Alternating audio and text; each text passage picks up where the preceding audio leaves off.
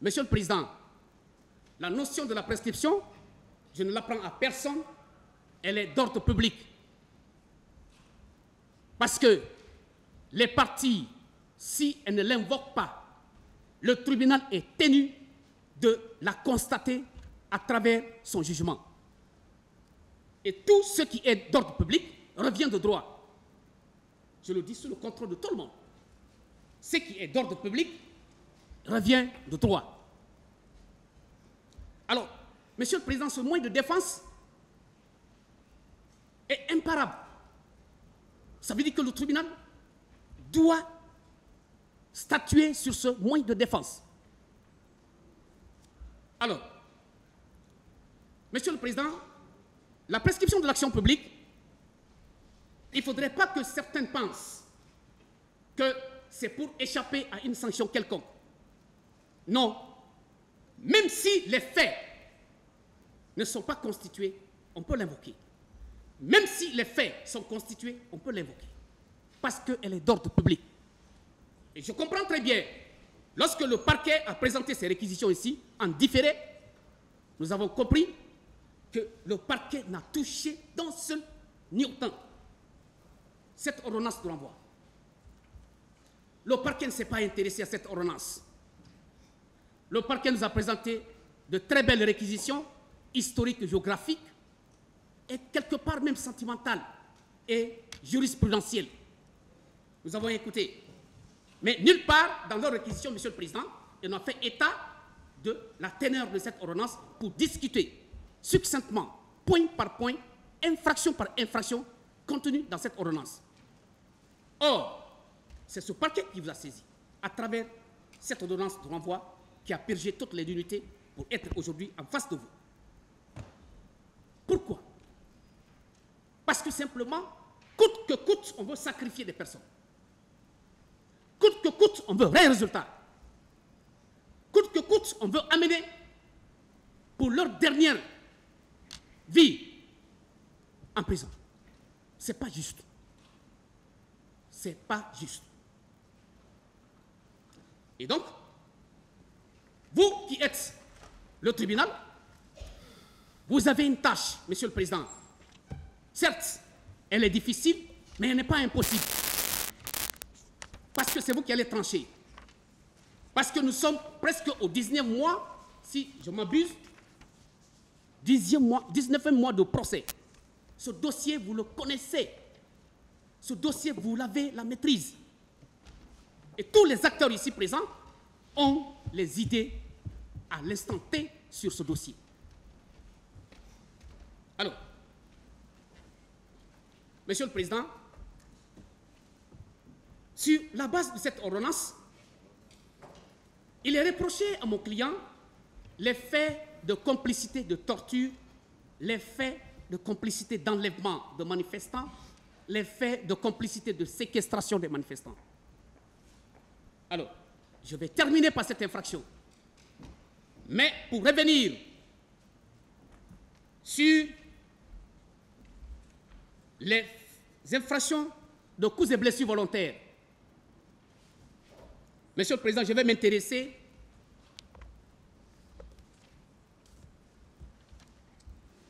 à cette infraction, Monsieur le Président, à cette ordonnance. Et je ne pourrais expliquer que cette infraction n'est pas constituée sans pour autant vous rappeler succinctement les faits ce jour 28 septembre 2009 qu'a posé mon client. Alors, sur la base de ces faits,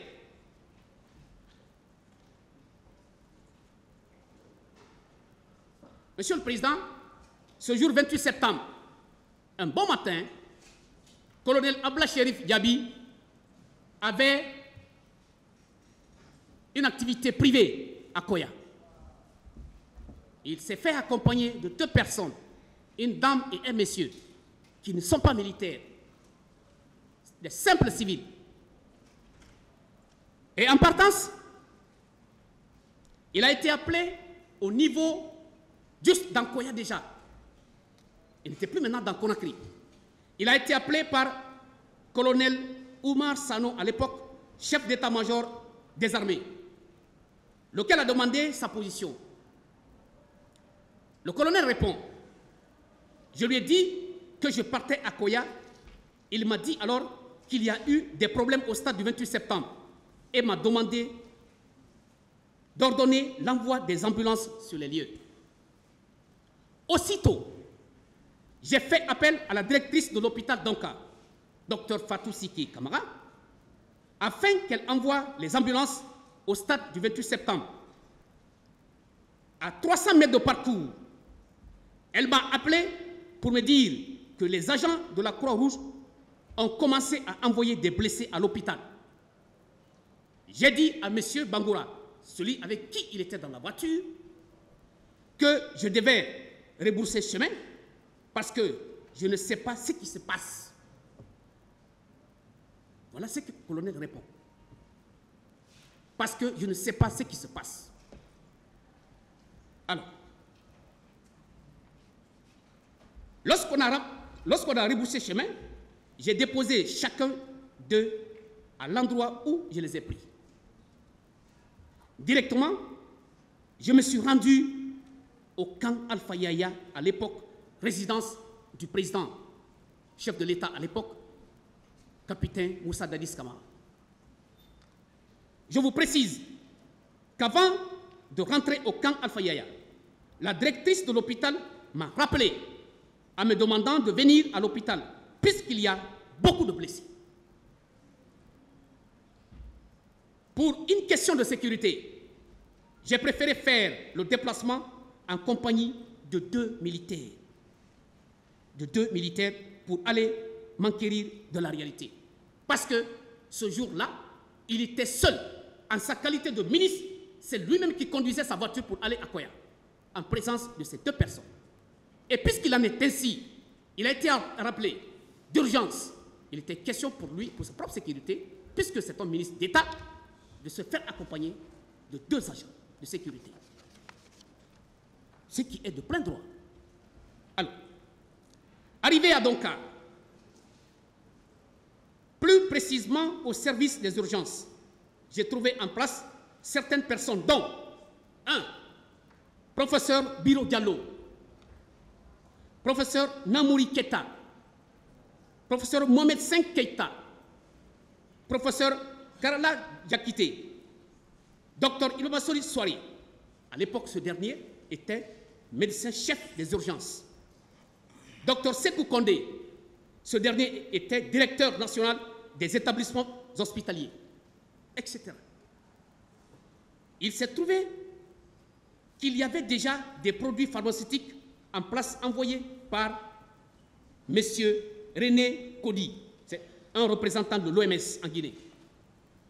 La directrice de l'hôpital, donc Dr Fatou Siki Kamara, avait également réuni tous les produits pharmaceutiques qu'il faut en cas d'urgence.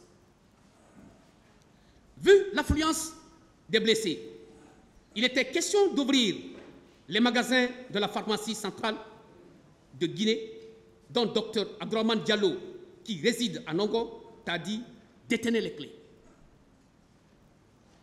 Alors, il fallait alors aller chercher ces clés en compagnie de Sekou Kondé, dans ma voiture, pilotée par moi-même. Nous nous sommes rendus chez Dr Abdourahmane Diallo pour récupérer avec lui ces clés. Au retour de Nongo, t'as dit, j'ai préféré passer par le camp Alpha Yaya pour non seulement trouver un chauffeur pour mes compagnons, mais aussi pour avoir le temps de rendre compte au président des événements qui se sont déroulés. Lorsque j'ai pris contact avec le président Dadis pour lui expliquer les faits, il m'a dit qu'il est déjà au courant de ce qui se passe. Il m'a instruit de prendre contact avec mes services techniques pour la prise en charge totale de tous les blessés, depuis les soins jusqu'à l'alimentation. Arrivé au département, il a fait le retour de la santé. j'ai fait appel au personnel médical afin de faire l'évaluation des besoins. Aussitôt, j'ai mis en place un comité de crise par arrêté dirigé par l'inspecteur général de la santé, Dr Aboubakar Sidik Diakité. Je vous précise que les besoins s'élevaient à plus d'1 milliard 400 millions de francs guinéens.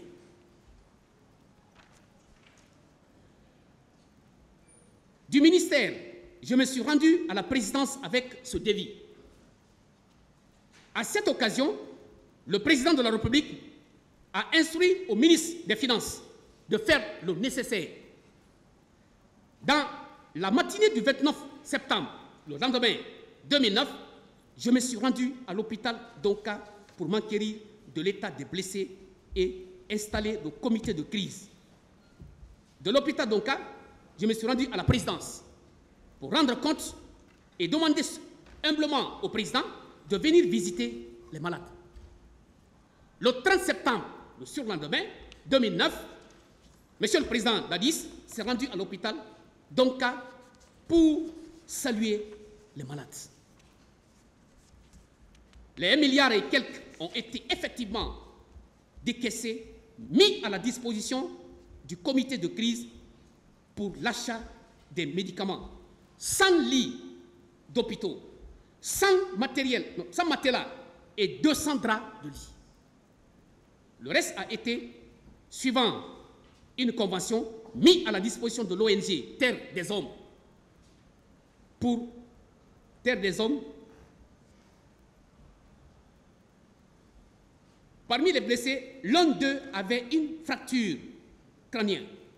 J'ai débloqué 30 000 € pour l'évacuer au Maroc, en compagnie de Dr Kezeli Beavogui.